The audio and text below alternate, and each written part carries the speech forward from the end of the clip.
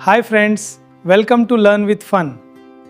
आज आपण तुमच्या 6वीच्या भूगोल विषयातील दुसऱ्या प्रकरणातील सर्व प्रश्नांची उत्तरे अगदी सोप्या भाषेत समजून घेणार आहोत। स्वाध्याय चालू करण्यापूर्वी तुम्हाला एक विनंती आहे, जर तुम्ही अजून आपल्या चॅनलला सबस्क्राइब केले नसेल तर आत्ताच सबस्क्राइब करा, व्हिडिओला लाईक करा आणि हा व्हिडिओ तुमच्या मित्रांना व्हॉट्सॲपवर शेअर करायला विसरू नका। चला तर मग आता प्रश्न अ मधील खालील संकल्पना चित्र पूर्ण करा। मधील पहिला उपप्रश्न पाहू। प्राचीन द्वीप। इथे आपल्याला प्राचीन भारतीय ग्रंथांमधील 7 द्वीपांची नावे सांगायची आहेत। आकृतीकडे नीट लक्ष द्या। पुष्कर द्वीप, जंबूद्वीप, प्लक्षद्वीप, शाल्मली द्वीप, कुशद्वीप, क्रौंचद्वीप, शाकद्वीप। म्हणजे काय तर प्राचीन काळात आपल्या भूगोलवेत्त्यांनी पृथ्वीवरील जमिनीची या 7 मोठ्या द्वीपांमध्ये विभागणी केली होती। बरं, आता प्रश्न अ मधील दुसरा प्रश्न पाहू। प्राचीन भौगोलिक संकल्पना। इथे विचारले आहे की प्राचीन काळात भूगोलाचा अभ्यास करताना कोणत्या महत्त्वाच्या संकल्पना मांडल्या गेल्या।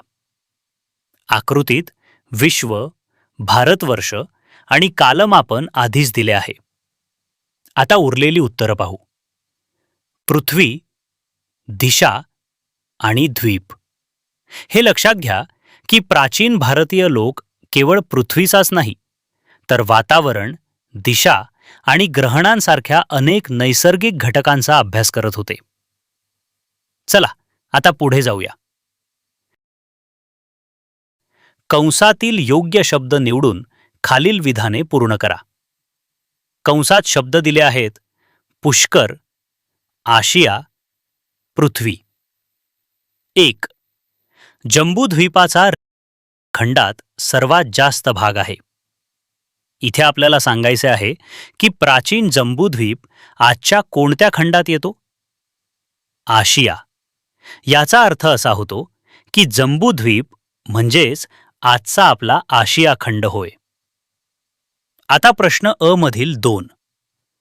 कमळ पुष्पांची युक्त सरोवराचा भाग म्हणजे द्वीप होय। म्हणजे काय तर ज्या भागात कमळांची मोठी सरोवरे होती त्या भागाला प्राचीन काळात काय म्हणायचे? पुष्कर। हे लक्षात घ्या की पुष्कर या शब्दाचा अर्थच कमळ असा होतो, म्हणून त्यावरून या भागाला पुष्कर द्वीप असे नाव पडले। चला, चंद्रग्रहणात सूर्याची छाया चंद्रावर पडते। इथे आपल्याला विचारले आहे की चंद्रग्रहण लागते तेव्हा चंद्रावर नेमकी कोणाची सावली पडते? पृथ्वी। याचा अर्थ असा होतो की जेव्हा सूर्य आणि चंद्राच्या मध्ये पृथ्वी येते तेव्हा पृथ्वीची छाया चंद्रावर पडते आणि चंद्रग्रहण होते। ही सावली गोल असते। यावरूनच प्राचीन भारतीयांना पृथ्वी गोल असल्याचे समजले होते। चला तर मग आता पुढचा प्रश्न सोडवूया। प्रश्न ई। गटातील वेगळा घटक ओळखा। 1. अ. लक्षद्वीप, ब. जंबूद्वीप, क. कुशद्वीप, ड. पुष्करद्वीप। इथे आपल्याला 4 नावांचा गट दिला आहे। यात प्राचीन द्वीपांची आणि आताच्या बेटांची नावे दिली आहेत। वेगळा घटक म्हणजे जो या गटात बसत नाही तो आपल्याला ओळखायचा आहे। याचे उत्तर आहे अ. लक्षद्वीप। याचे कारण म्हणजे जंबूद्वीप, कुशद्वीप आणि पुष्करद्वीप ही प्राचीन भारतीय ग्रंथांमध्ये सांगितलेली 7 द्वीपे आहेत, म्हणजेच ही प्राचीन नावे आहेत। पण लक्षद्वीप हा आताच्या काळातील आपल्या भारताचा एक भाग आहे, म्हणून लक्षद्वीप हा गट वेगळा आहे। बरं, आता प्रश्न ई मधील 2। अ. चंद्र, ब. तारे, क. नक्षत्रे। चला आता पुढे जाऊया। प्रश्न ई। ओळखा पाहू मी कोण. 1. जांभूळ वृक्ष विपुल असणारा भूभाग. विपुल म्हणजे खूप मोठ्या प्रमाणावर. ज्या जमिनीत जांभळाची झाडे खूप जास्त होती त्या भागाला प्राचीन काळात काय म्हणायचे? याचे उत्तर आहे जंबूद्वीप. म्हणजे काय? तर जंबू म्हणजे जांभूळ. जांभळाची झाडे जास्त असल्यामुळे या प्राचीन द्वीपाला जंबूद्वीप हे नाव पडले होते. आता प्रश्न ई मधील 2. मोठा पाणपक्षी किंवा क्रौंच पर्वताचा भूभाग. पाणपक्षी म्हणजे पाण्यात किंवा पाण्याजवळ राहणारा पक्षी. ज्या भागात क्रौंच नावाचा मोठा पक्षी किंवा क्रौंच नावाचा पर्वत होता तो भाग कोणता? याचे उत्तर आहे क्रौंच द्वीप. ह्याचा अर्थ असा होतो की क्रौंच पक्षी आणि पर्वताच्या नावावरूनच या प्राचीन भूभागाला क्रौंच द्वीप असे नाव दिले गेले होते. चला, प्रश्न ई मधील 3. कुश गवताचा भूभाग. कुश हे एका प्रकारच्या दौताचे नाव आहे. ज्या भागात हे गवत मोठ्या प्रमाणावर वाढलेले होते तो भूभाग कोणता हे ओळखायचे आहे. याचे उत्तर आहे कुशद्वीप. हे लक्षात घ्या की या कुश नावाच्या गवतावरूनच या प्राचीन द्वीपाला कुशद्वीप असे नाव मिळाले होते. आता प्रश्न ई मधील 4. पाण्याने पूर्णपणे वेढलेला भूभाग. वेढलेला म्हणजे चारही बाजूंनी व्यापलेला. ज्या जमिनीच्या तुकड्याच्या चारही बाजूंना फक्त पाणी असते त्याला भूगोलात काय म्हणतात? याचे उत्तर आहे द्वीप. म्हणजेच काय? तर नैसर्गिकरित्या चारही बाजूंनी पाण्याने वेढलेल्या जमिनीला आपण द्वीप असे म्हणतो. चला तर मग आता पुढचा प्रश्न सोडवूया. प्रश्न ऊ पाहू. टिपा लिहा. दिलेल्या शब्दांवर आपल्याला थोडक्यात माहिती किंवा टीप लिहायची आहे. प्रश्न ऊ मधील 1. विश्व. विश्व म्हणजे काय? तर हे संपूर्ण जग किंवा ब्रह्मांड. आपल्या पाठात याचं उत्तर असं दिलंय. प्राचीन भारतीयांनी विश्वाला वसुधैव कुटुंबकम मानले.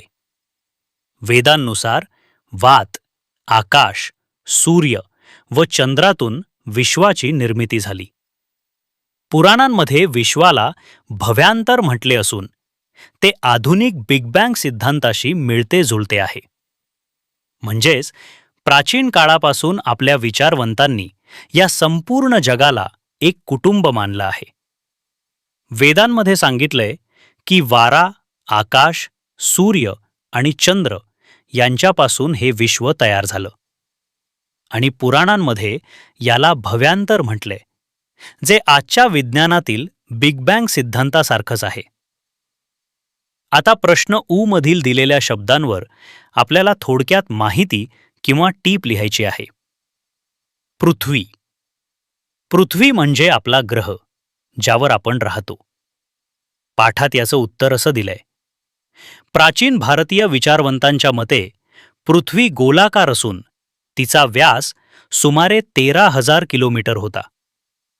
वेदांमध्ये तिला पृथ्वी किंवा धरणी असे म्हटले आहे. हे लक्षात घ्या की प्राचीन काळी सुद्धा आपल्या लोकांना माहीत होतं की पृथ्वी गोल आहे आणि त्यांनी तिचा व्यास जवळपास 13,000 किलोमीटर सांगितला होता. वेदांमध्ये आपल्या पृथ्वीला धरणी असंही नाव दिलं आहे. चला आता पुढे जाऊया. प्रश्न ऊ मधील 3. द्वीप. द्वीप म्हणजे काय? तर असा जमिनीचा भाग ज्याच्या चारही बाजूंनी पाणी असतं. याचं उत्तर पाठात असं दिलंय. नैसर्गिकरित्या पाण्याने वेढलेला भूभाग म्हणजे द्वीप होय. प्राचीन ग्रंथांमध्ये सप्तद्वीप म्हणजेच 7 द्वीप असल्याचे वर्णन केले आहे. याचा अर्थ असा की जो जमिनीचा तुकडा निसर्गतः पाण्याने पूर्णपणे वेढलेला असतो त्याला द्वीप म्हणतात. आणि आपल्या जुन्या ग्रंथांमध्ये अशा 7 मोठ्या द्वीपांची माहिती दिली आहे. पाठातील नकाशात तुम्ही पाहू शकता की जंबू द्वीप, पुष्कर द्वीप, शाल्मली द्वीप अशी विविध प्राचीन द्वीपे दाखवली आहेत. आता प्रश्न उ मधील 4. ग्रहण. ग्रहण म्हणजे आकाशात घडणारी एक खगोलीय घटना. याचं उत्तर असं दिलंय: पृथ्वीची छाया चंद्रावर पडते व ती वर्तुळाकार असते. यावरून पृथ्वी गोलाकार आहे याचे ज्ञान प्राचीन भारतीयांना होते. या काळात ग्रहण सूर्य, खंडग्रास, मोक्ष यांसारख्या ग्रहणाविषयीच्या विविध संज्ञा रूढ झाल्या. याचा अर्थ असा की जेव्हा पृथ्वीची सावली चंद्रावर पडते तेव्हा ती सावली गोल दिसते. यावरूनच प्राचीन भारतीयांनी ओळखलं होतं की आपली पृथ्वी गोल आहे. तसंच खंडग्रास, मोक्ष यांसारखे ग्रहणांचे टप्पे आणि शब्द त्यांनी तेव्हाच शोधून काढले होते. चला तर मग आता पुढचा प्रश्न सोडवूया. प्रश्न उ पाहू. दिनदर्शिकेचा वापर करून पुढील कृती पूर्ण करा. इथे जी एक वर्तुळाकार आकृती किंवा दिनदर्शिका दिली आहे तिचे निरीक्षण करून आपल्याला तिथे असलेल्या रिकाम्या जागा भरायच्या आहेत. आकृती शेजारील टीप पहा बरं. त्यात स्पष्ट सांगितलंय की आकृतीत आतील रिकाम्या जागांमध्ये ऋतू आणि महिन्यांची नावे लिहायची आहेत आणि बाहेरील रिकाम्या जागांमध्ये त्या त्या काळात येणाऱ्या सण किंवा उत्सवांची नावे लिहायची आहेत. आता आपण पूर्ण केलेली आकृती पाहूया. आपल्या प्राचीन भारतीय कालमापन पद्धतीत वर्षाची विभागणी 12 महिने आणि 6 ऋतूंमध्ये कशी केली आहे हे यातून दिसते. पाठातही आपल्याला सांगितलं आहे की ऋग्वेदात ऋतूंची वर्णनं येतात आणि त्यात वर्षाची विभागणी 6 ऋतू व 12 महिने अशी केली आहे. या पूर्ण केलेल्या दिनदर्शिकेवरून आपल्याला कोणत्या ऋतूत आणि कोणत्या महिन्यात कोणता सण येतो याचा कार अगदी सहज समजतो. चला तर मग आता प्रश्न ए, आकृती क्रमांक 2.2. प्राचीन द्वीप नकाशाचे निरीक्षण करून खालील प्रश्नांची उत्तरं लिहा. 1. आफ्रिका खंडात कोणकोणत्या द्वीपांचा समावेश होतो? नकाशाकडे नीट लक्ष द्या. उत्तर: नकाशाच्या निरीक्षणानुसार आफ्रिका खंडात मुख्यत्वे शाल्मली द्वीप आणि प्लक्ष द्वीप तसेच कुशद्वीपाच्या काही भागाचा समावेश होतो. याचा अर्थ असा होतो की आफ्रिका खंडाचा जो नकाशा आपल्याला आकृतीत दिसतोय त्या भागावर प्राचीन काळी शाल्मली आणि प्लक्ष ही 2 मुख्य द्वीपे असल्याचे मानले जात होते. बरं, आता प्रश्न ए मधील 2. भारताचा भाग कोणत्या प्राचीन द्वीपाशी संबंधित आहे? नकाशात भारत कुठे आहे हे शोधा आणि बघा तो कोणत्या रेषेच्या आत येतोय. उत्तर: भारताचा भाग जंबू द्वीप या प्राचीन द्वीपाशी संबंधित आहे. म्हणजे काय तर जंबू द्वीप या नावाच्या मोठ्या भूभागाचा आपला आजचा भारत देश हा एक मुख्य भाग आहे असं यावरून समजते. चला आता पुढे जाऊया. प्रश्न ए3. पूर्वेकडील भूमिभागाचा समावेश कोणत्या द्वीपात होतो? नकाशाच्या पूर्वेकडे म्हणजेच उजव्या बाजूला बघा, तिथे काय दिसते? उत्तर: नकाशातील पूर्वेकडील भूमिभागाचा समावेश शाकद्वीप आणि पुष्कर द्वीप या द्वीपात होतो. याचा अर्थ असा होतो की भारताच्या पूर्वेला असलेल्या आशियाई प्रदेशाला प्राचीन काळी शाकद्वीप आणि पुष्कर द्वीप अशा नावांनी ओळखले जायचे. चला तर मग आता पुढचा प्रश्न सोडवूया. प्रश्न ए मधील पहिला प्रश्न पाहू. ग्रहणाच्या निरीक्षणातून प्राचीन भारतीयांना कोणती गोष्ट समजली? इथे 4 पर्याय दिले आहेत. अ. ऋतू बदल. ब. पावसाचे प्रमाण. क. वाऱ्याचा वेग. की. ड. पृथ्वी आणि इतर खगोलीय वस्तूंची स्थिती. याचा अर्थ असा होतो की जुन्या काळात जेव्हा आपले लोक आकाशात ग्रहण पाहायचे तेव्हा त्यावरून त्यांना कोणती महत्वाची माहिती मिळाली. याचे उत्तर आहे पर्याय ड. पृथ्वी आणि इतर खगोलीय वस्तूंची स्थिती. चला तर मग आता पुढे जाऊया. प्रकल्प पाहू. मी तुम्हाला या प्रकल्प आणि उपक्रमासाठी फक्त तुमच्या माहितीसाठी एक नमुना उत्तर देत आहे. भूगोल दिनाचे औचित्य साधून आयोजित केलेल्या प्रदर्शनात प्राचीन भारतीय भौगोलिक विचारवंतांच्या माहितीचे सादरीकरण करा. जेव्हा आपल्या शाळेत भूगोल दिन साजरा केला जाईल त्या निमित्ताने जे प्रदर्शन भरेल त्यात तुम्हाला सहभाग घ्यायचा आहे. या प्रदर्शनासाठी तुम्हाला आपल्या प्राचीन भारतीय भौगोलिक विचारवंतांची माहिती गोळा करायची आहे.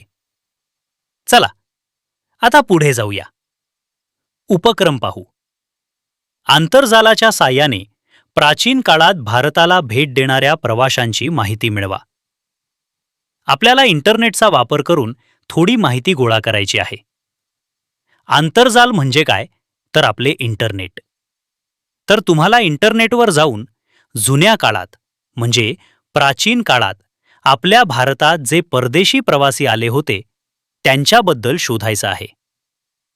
पाठातही आपण मेगॅस्थेनेस, फाहियान, ह्युएन इट्सिंग, अल बिरुनी आणि इब्न बतूता अशा प्रवाशांबद्दल माहिती पाहिली आहे. व्हिडिओ आवडला असेल तर लाईक या बटनावर क्लिक करा, चॅनलला सबस्क्राईब करा आणि तुमच्या मित्रमैत्रिणीला हा व्हिडिओ शेअर करा. कॉमेंट बॉक्समध्ये तुमचे नाव व गावाचे नाव कॉमेंट करा.